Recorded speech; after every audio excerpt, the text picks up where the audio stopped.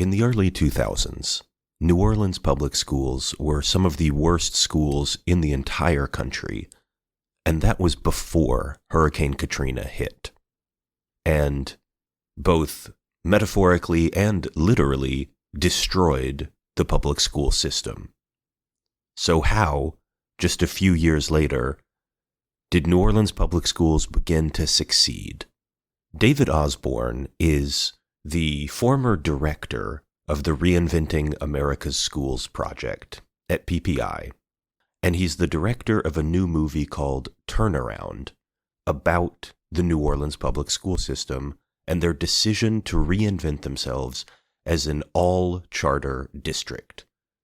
We talk about the problems that New Orleans public schools had before Katrina, why turning the city's school system into a charter system was a move to increase accountability and increase the control that parents and students had over their own education, and ultimately whether or not the move worked. An additional note for this episode is that towards the end we tell you where you can find the documentary. We tell you that it's on a platform called Kinema. It is not yet available on that platform. It may actually be coming to a much larger, much more well-known streaming service. So if you're interested in the documentary, sit tight. It is not available yet, but there are discussions happening, potentially exciting discussions. And if you follow us on social media, you will see we will make sure to make an announcement as soon as the documentary is available to the public. Thanks for hanging in there on this one. As always, we appreciate our listeners. Thank you for listening. If you want to subscribe, like, comment, recommend the podcast to a friend, all of that is greatly appreciated. And of course, if you're able to support us, either by going to patreon.com or to the Center for New Liberalism website and become a member, either of those two options help support the podcast, help support the Center for New Liberalism. You can go to cnliberalism.org/become a member. Thank you so much for listening one more time, and enjoy the episode.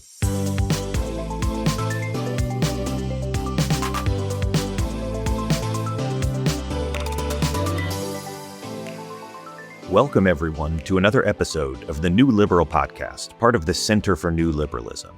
I'm your host, Jeremiah Johnson, and joining me today is David Osborne. David, thank you for coming on the show. Oh, pleasure to be here. Thanks for having me. So it's been kind of a hot minute since we talked about charter schools on the podcast. We cover a lot of things here. And you are the director of a new documentary about one specific city, and that specific city's experiences trying to remake their school system. So I think a good place to start here is, what can you tell me about the state of New Orleans public schools, let's say circa 2000, before Hurricane Katrina? What was kind of the status quo in New Orleans, and why did so many people think that it needed a drastic change? Well, it was probably the worst school system in this country. Literally 50% graduation rates, 50% dropouts. Of those who graduated, only 37% went on to college. So of all the students, less than 1 in 5 went on to college. Test scores were abysmal. It ranked either last or next to last every year in Louisiana, which always was in the bottom 5 nationally in terms of test scores. The schools were falling apart physically, and the system was corrupt.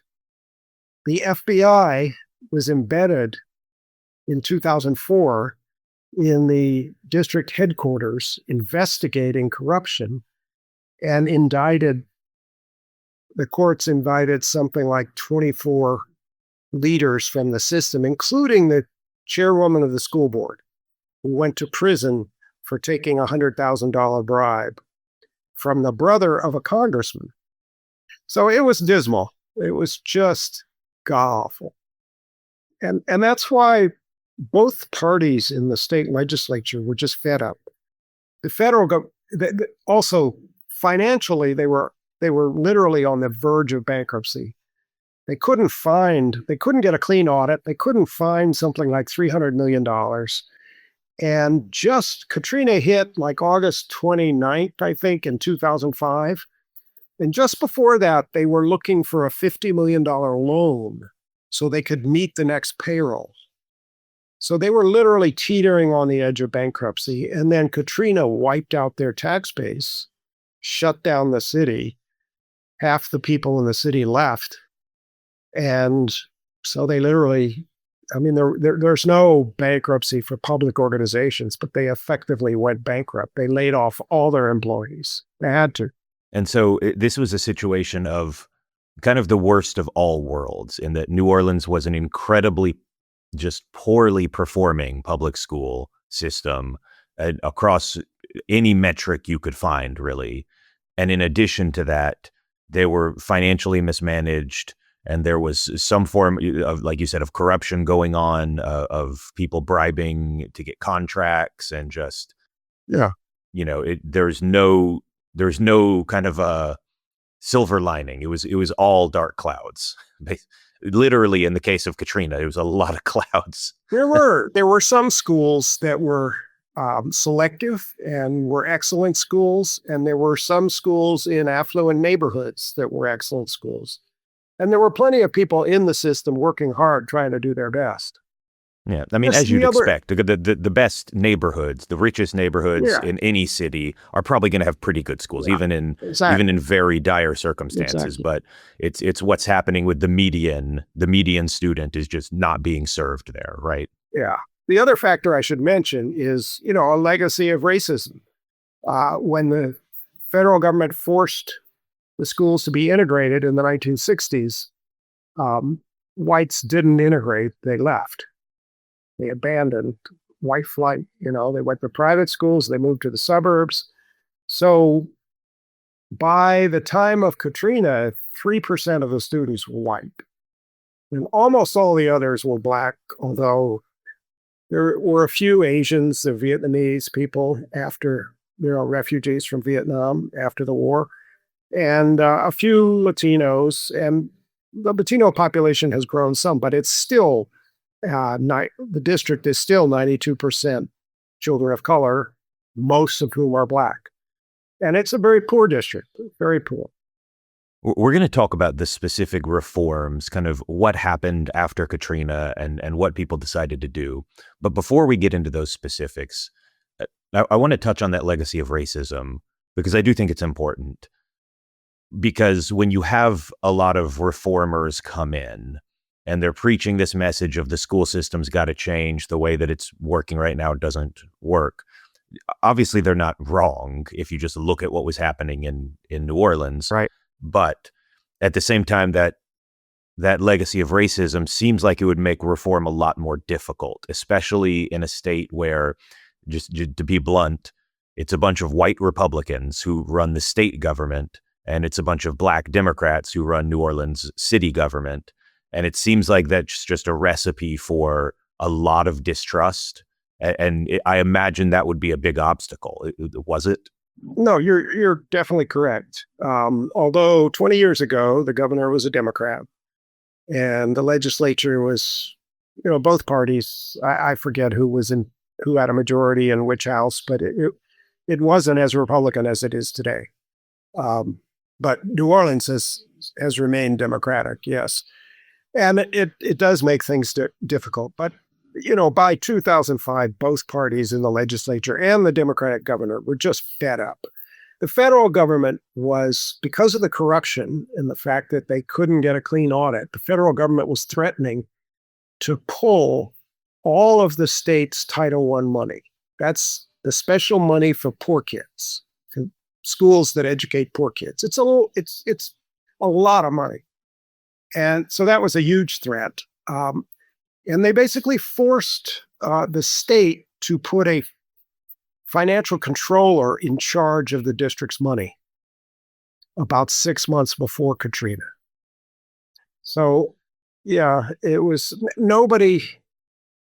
By that point, nobody was defending the district. And when people rebelled against the changes and used the race card, it just didn't have a lot of credibility because it was a system run by Black folks. It had an elected school board that was majority Black. The teachers were 70% Black. The principals were mostly Black.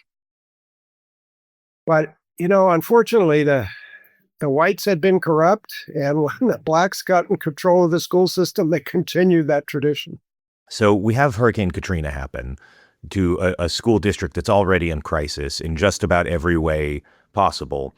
And as you said, essentially the system just went bankrupt. It, to a large degree, just ceased to exist, is my understanding, that they literally just closed it down. And, for a while there wasn't a need to serve students because in a practical sense, there were no students. But what happened as people started to return from Katrina? What was the timeline like, and how did they decide to change things up? They had about 125 schools. I say about because it depends whether you count the school and the juvenile prison. But, and I would say 105 of them, of the 125, were destroyed effectively by Hurricane Katrina. Across the river from downtown did not flood. It's called the West Bank. So there were schools there that were okay, but the city was just shut down. So everybody left who could. And the district laid every employee off in September. And in October or November, the state legislature stepped in and passed a law. 2 years before, they had created something new called a recovery school district. The idea was it would take the worst schools in the state and turn them over to charter school operators to see if they could turn them around. And this was supposed to be a slow process. They had done 5 schools in New Orleans by the time Katrina hit. Well, in October or November, they passed a law that basically put all but about 18 of the schools into the recovery school district. Now, these are closed, flooded schools, and nobody's going to school, public school in New Orleans until January. I mean, all fall, everything's just dead. But the elected school board, well, first of all, Senator Mary Landrieu, a U.S. senator, got some money from the Bush administration to give to charters to help them restart or start new. And the elected school board decided to take the buildings that haven't been destroyed and turn as many as they could into charters.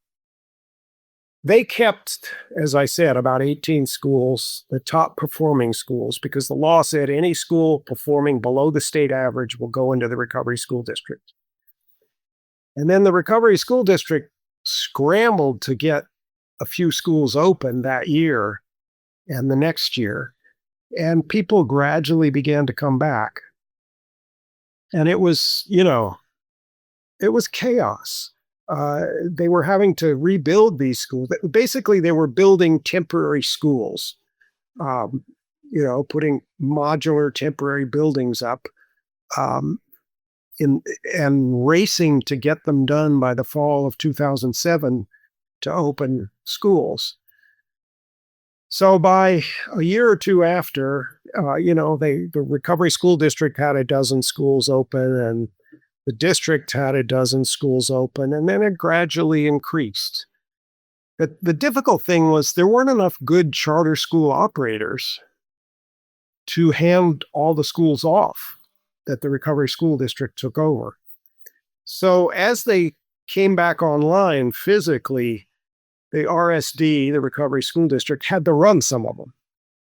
And it passed some of the rest off to charters. And that went on for about 5 years where there was a mix. And clearly the charters just performed much better. So the state leaders decided we're going to just keep chartering until we don't have any more operated by the Recovery School District, which happened by 2012, I believe, or 14, somewhere in that neighborhood. And then eventually, in 2016, the reformers decided it was time to return those schools to the local school district. They wrote a law, got the legislature to pass it. And in 2018, they returned to the elected school board, but they returned as charter schools. And pretty soon it was 100% charter district, the only big city with 100% charter district in the country. I have to say that a year ago, they opened one school run by the district. So it's no longer 100% charter. It's now 99%. Well, let's talk about what that means, because it's easy to say, well, from like this high level, like, well, they went from, being a public school district and they're still public, but now, because there's a difference between like private and charter. The charter schools are still public schools. Totally. They're free for the students. And in New Orleans, families can choose what public school they want. Well, and that's what I was going to ask. Are the details of like, what does it mean in practice?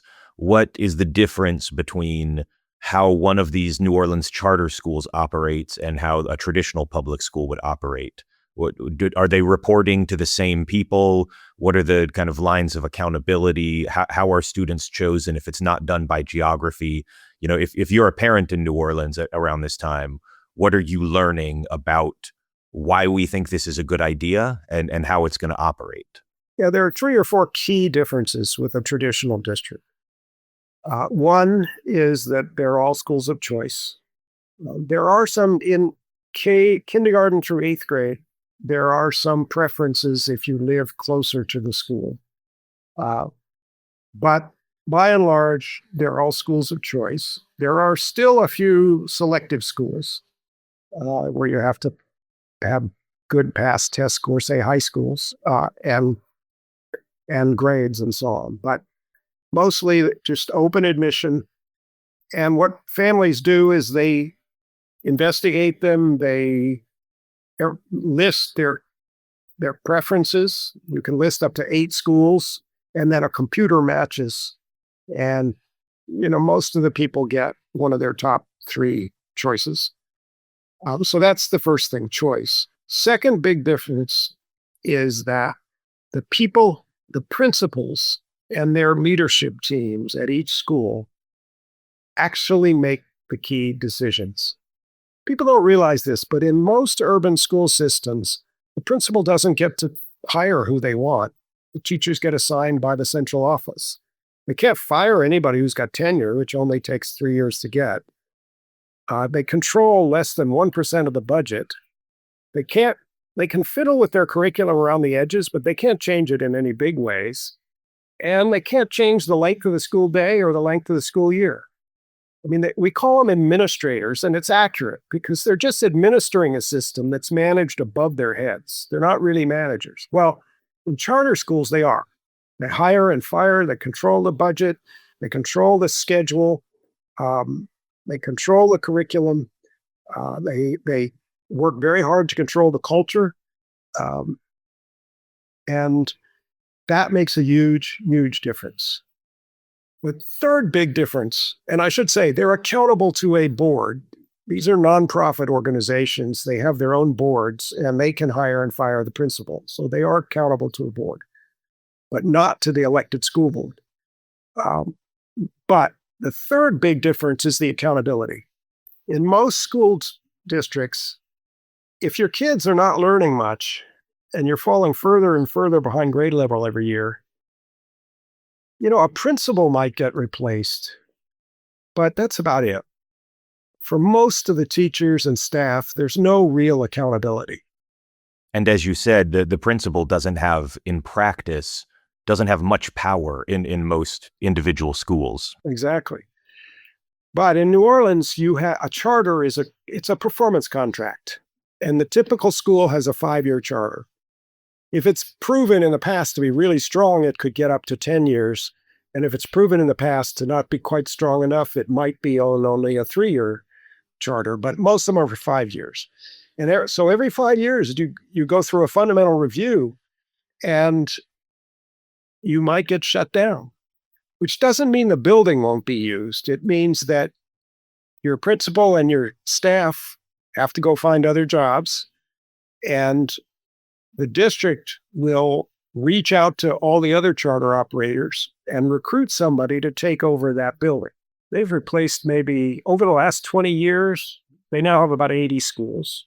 And over the last 20 years, they've replaced perhaps 38 or 40 schools for performance issues. So everybody knows that if the kids are learning, the jobs go away. That's a huge difference.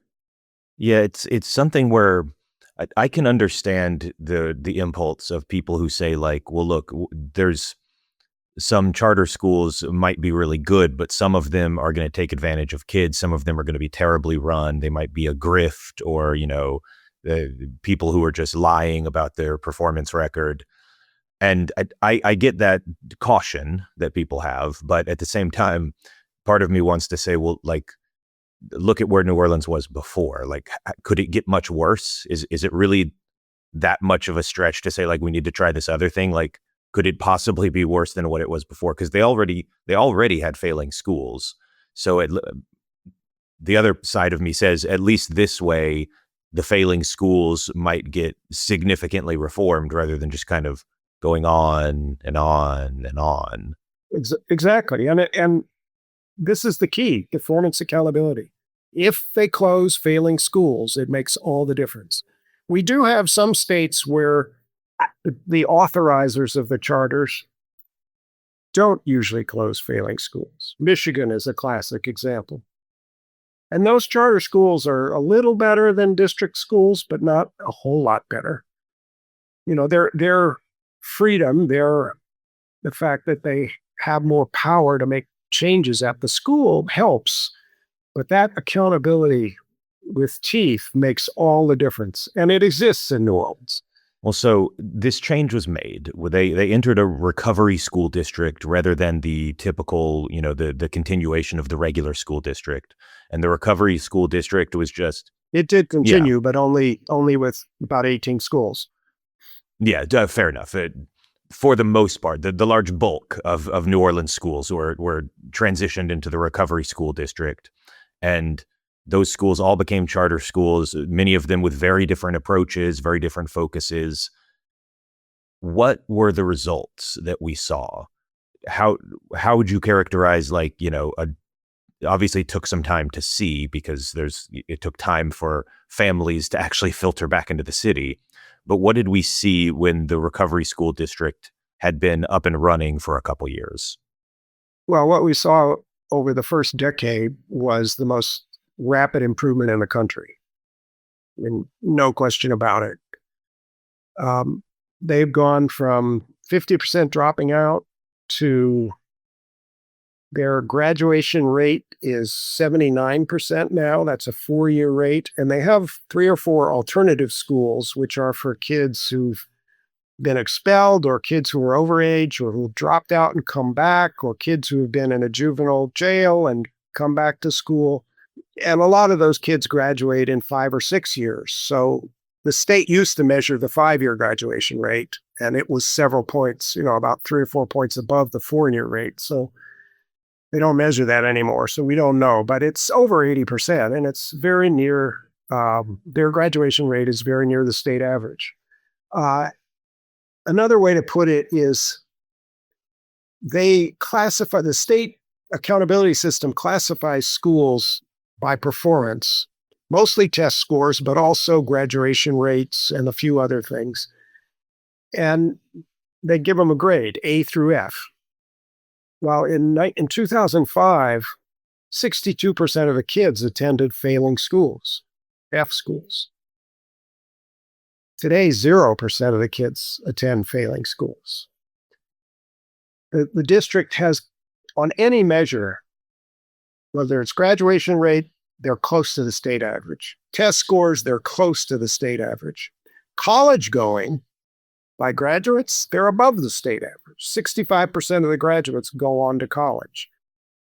And they're choosing better quality colleges and staying longer than they did before the reforms. So it's not nirvana. This is still a poor city with, almost 90% of the kids are Black, 84% are low income.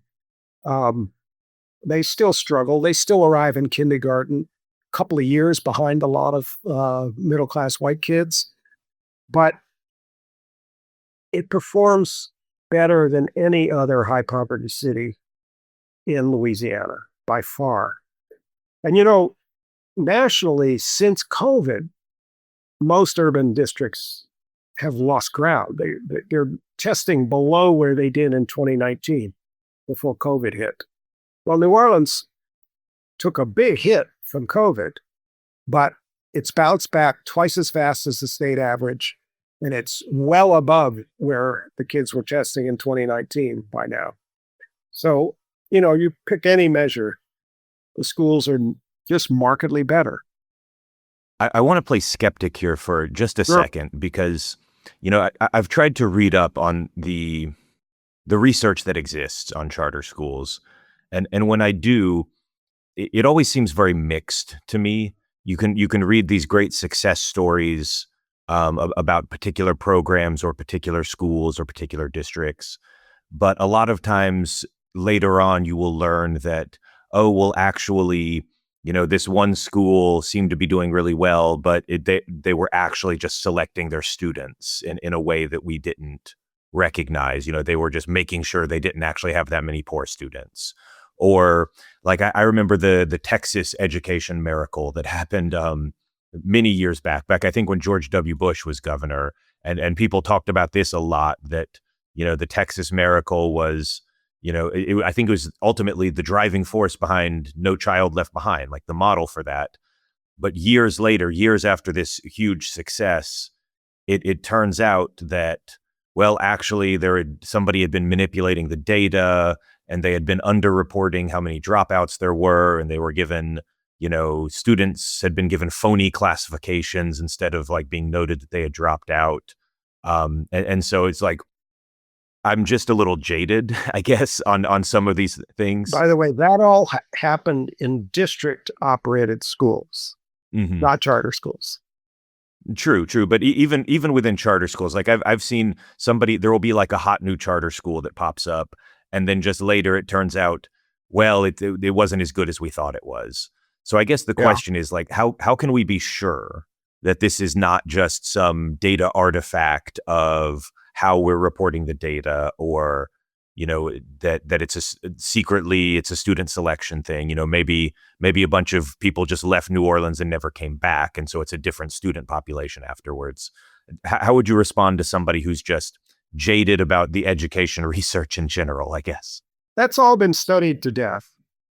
There's a guy at Tulane who runs something called the Education Research Center, ERA, Education Research Association, perhaps.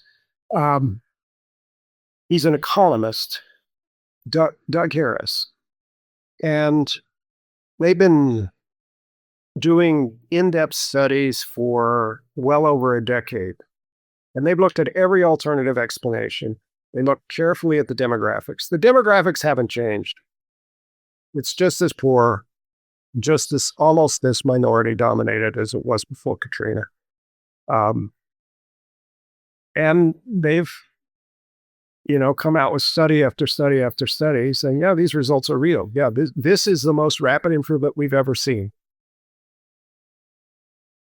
And, you can pick any data point. It's hard to argue. For example, you can kind of fake attendance rates, test scores. Some schools manipulate by saying, well, let's make sure Johnny and Susie aren't here on test day. That stuff happens in all kinds of schools, not just charter schools, happens in district schools. But how about the percentage of kids going on to college? I mean, how do you manipulate that? It's anybody who studied it, anybody who's lived in New Orleans knows that the system, it's not perfect, but it's a hell of a lot better than it used to be. And frankly, you can look at other cities. Washington, D.C. is half charter now. And that has led to very rapid improvement as well, for many of the same reasons. And the competition from charters has pushed the district to reform. Denver embraced charters for a time. And again, rapid improvement. Chicago, when Arnie Duncan was running the schools there, they embraced charters and had very rapid improvement. And then when he left and Rahm Emanuel was mayor and they had a huge teacher strike and Emanuel made a deal that kind of backed off of growing the charter sector. Since then, improvement has not been so rapid. So it's not just New Orleans. Chartering works, and it works for very simple reasons. I mean, anybody can ask themselves, would it work better if the principal could hire and fire and control the budget and control the curriculum? Or would it work better if bureaucrats downtown at the central office did that? Mm-hmm. And I mean, I think the point on college is probably the most convincing data point to me, because as you said, there's other things that can be manipulated, like the grade point average. Maybe we grade easy, or our attendance numbers can kind of be juked a little bit. But I think in the documentary specifically, it's called out that like New Orleans went from having fewer kids than state average go to college, and now New Orleans has a higher rate of other students in Louisiana going to college. So it's not just that, well, everybody's going to college more. They actually gained relative to the rest of the state, in addition to just gaining, period. Yeah, they gained dramatically. And then they also, I believe there was a line that they also are staying in college longer. So even if it was just a program, well, like, let's get them all to apply to a bunch of low quality colleges, and if they drop out after a year, that's not our problem. I as a cynic, maybe you could see that happening, but it doesn't appear that that's the case if they're actually staying in college longer. They are staying longer. Everyone wishes they would stay even longer than they do, because poor kids whose parents didn't go to college. I forget what the statistics are, but if you take the lowest quintile of income level, the bottom 20%, of those who go to college, something like 14% graduate. I mean, it's very low. And New Orleans struggles with that. So they're doing better than they used to. But it is still a challenge. And what's happened is some of the charter networks, like KIPP, which is pretty well known, they've hired people whose job it is to help their graduates get through college, literally. I've never heard of a district school doing that. Being accountable or feeling accountable for getting the kids through college. Yeah. One point you mentioned earlier was that in kind of a parenthetical and an aside about the Chicago school district, you mentioned that, Rahm Emanuel, yada, yada, yada, the teachers union, yada, yada, yada, and it ended up kind of getting reversed. And I think there's a larger question there, which is, why do so many groups tend to oppose this? And teachers unions are not the only one, but they're certainly a prominent type of group that, number one, is very democratic. This is, you and I have both been affiliated with Democratic leaning think tanks, so this is our party. And some of the focused, groups that support our party don't seem to be on board with this. Why do you think teachers unions and other groups sometimes are really, really anti-charter in a surprisingly strong way, that they are really very emotionally against this? It's self-interest, it's survival. The teachers, most of the charters, 85% of the charters don't unionize. They treat their teachers like professionals, and the teachers can unionize, but they choose not to. So as the charter sector grows, the teachers unions shrink. And the people who run them get paid very, very well. I mean, we're talking $500,000 a year. In New Jersey, the guy who runs the New Jersey Education Association makes $800,000 a year. It's got a bunch of lieutenants who make $200,000 a year. And all that comes from dues paying members. So charter schools are a threat. They're an existential threat to the teachers' unions. And I think the reason so many other, quote, progressive, unquote, groups go along with the charters, with the unions in being anti-charter is that in democratic states, the teachers' unions are often the most powerful force in the Democratic Party. And so the politicians don't want to go against them. I feel like there's this kind of groupism thing that happens in the Democratic Party, and it's not just with teachers' unions. You see this in a lot of cases where there's kind of this assumption that, well, you know, the labor group should get to set labor policy, and the racial affinity groups, the NAACP, should get to set policy on the issues that Black people care about, policing stuff, for instance. And, well, education policy we'll just leave that to the teachers' union. And it's kind of like just assumed the right thing to do is let everybody have their little fiefdom and don't interfere. Like, you know, I'm going to support their fiefdom so that they will support my fiefdom. And I think you see this a lot. I also wonder if there's just kind of a generalized, like, there's a lot of the more left wing of the Democratic Party probably just doesn't like the idea of privatizing anything, that we're taking something out of the direct control of the state and into more private, even though it's still a public school, it's, you know, being privately operated to some degree.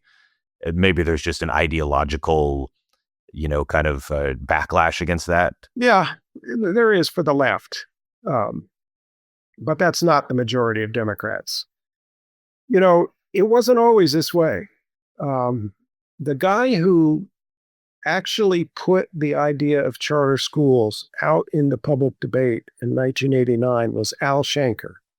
He was president of the American Federation of Teachers, one of our two huge, enormous teachers' unions.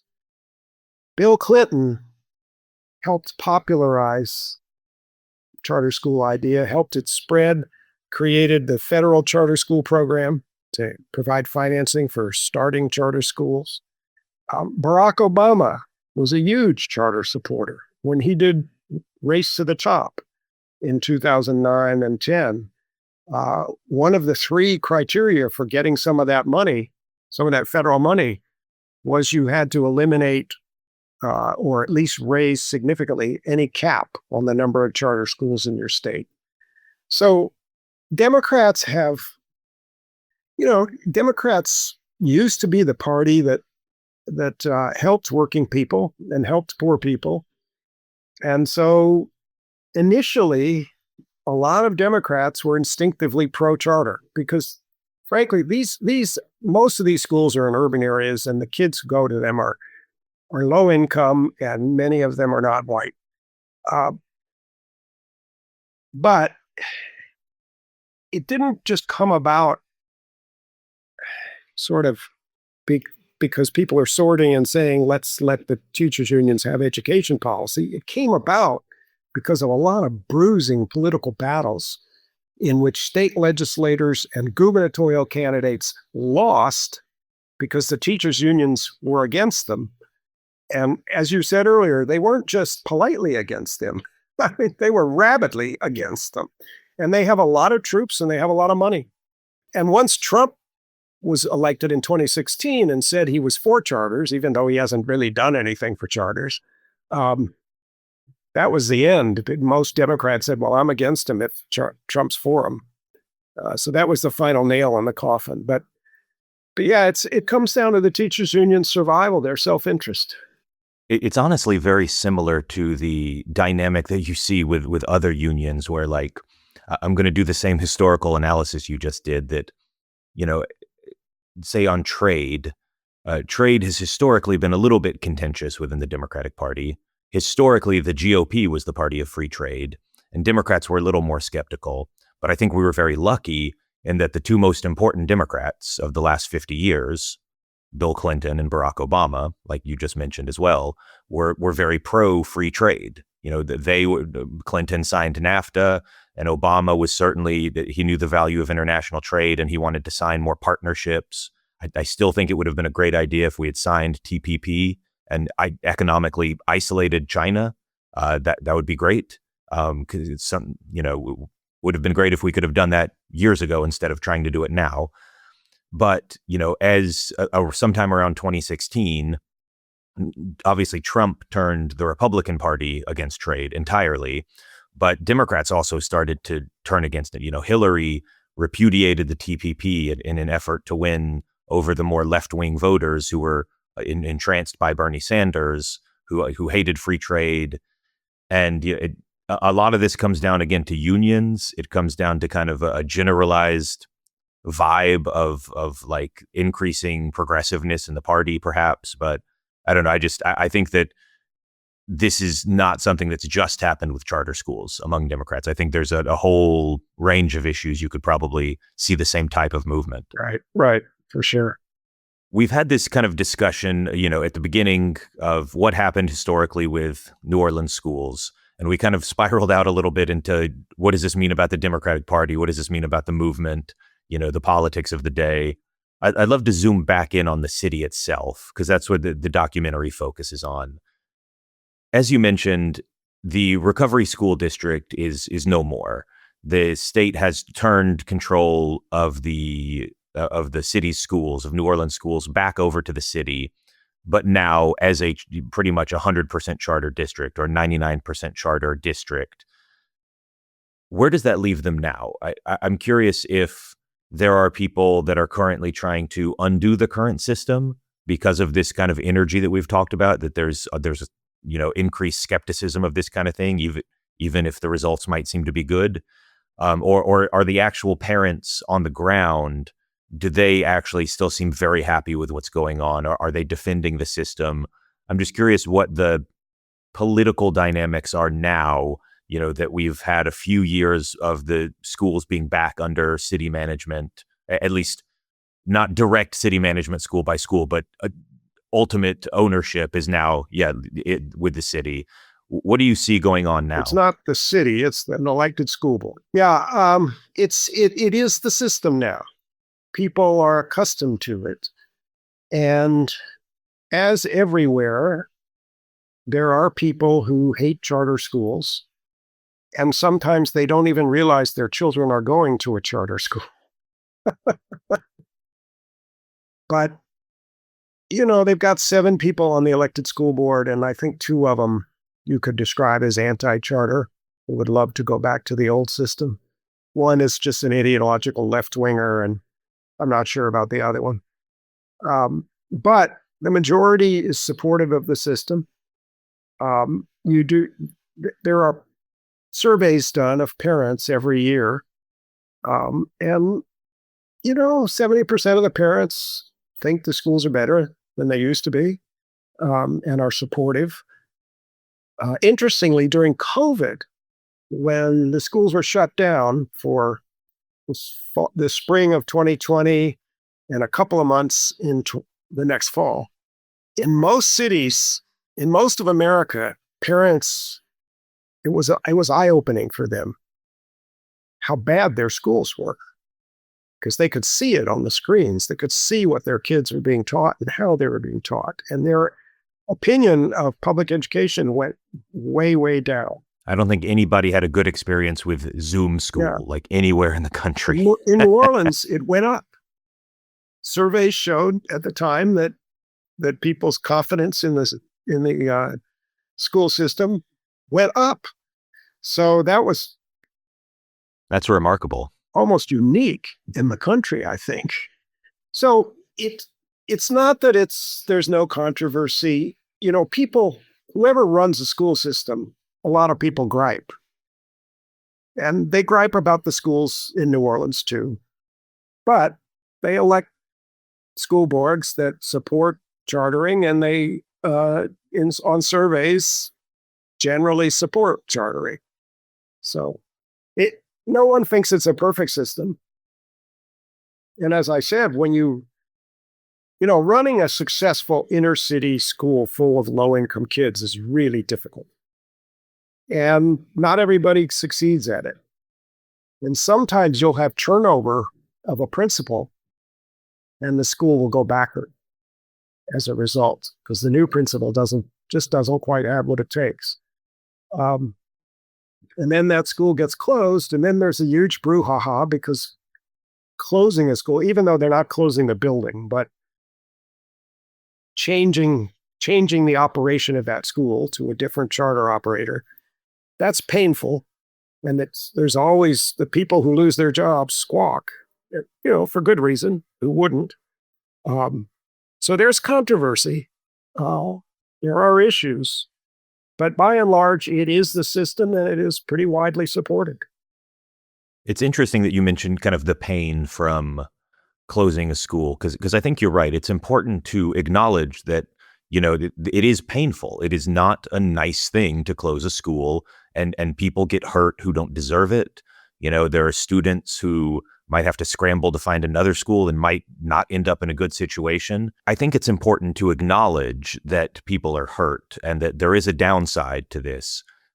But, the other action has a downside too. Never closing a school, just allowing them to continue, that also has a real downside. And so you have to try to make it the most intelligent choice you can and hope that it's the right one. And, I think sometimes closing schools has to be the answer. And most parents who've had kids in public schools, they'll tell you there's always one or two teachers who shouldn't really be teaching for one reason or another.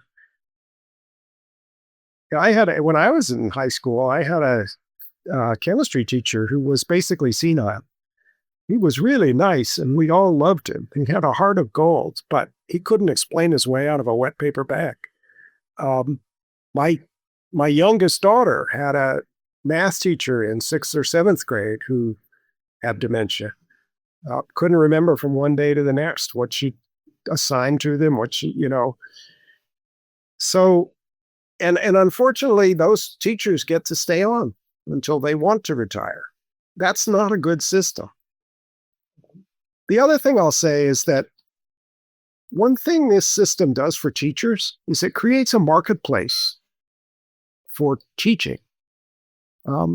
If you're at a charter school and you're not happy, you don't like the principal, you don't like the direction, but you're a good teacher and you have a reputation, it's easy to get a job at another charter operator because you have that reputation. Whereas if you're in a district and you've got a principal who doesn't like you, it's my best friend from high school was in this situation for decades as a great public high school teacher, but he was a very independent cuss. And a lot of one principal would love him and the next principal would hate him because the next one wanted to run everything and make all the decisions. And, he couldn't leave. He couldn't go to another school. If he left, he was not going to get another job in that district. And it was a large urban district.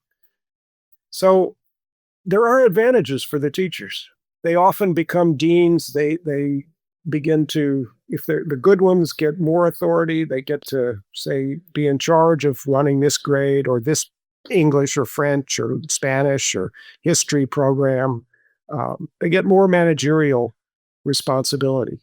So we're coming up on time, but as we close, I want to ask my traditional final question is, where can people go to learn more? I think the best answer in this case, I don't want to steal the words out of your mouth, but is the documentary, which is called Turnaround. And remind me the full subtitle, Turnaround. The Reinvention of New Orleans Public Education System. So I think if you want to learn more about what's going on in New Orleans, about charter schools, this is a great place to start. Obviously, there's a lot more research on charter schools than just in New Orleans, but this is a really interesting story.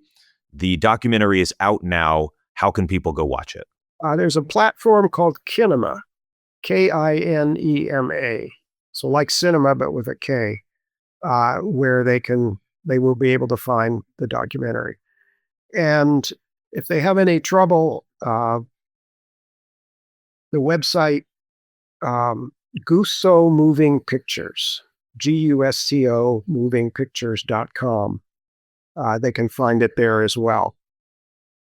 And I think we will also try to include a link to the documentary in the description of this episode. So if you're interested, go check it out. I want to say thank you to my guest one more time, David Osborne. Thank you for coming on the show. Thank you for having me. I really appreciate it.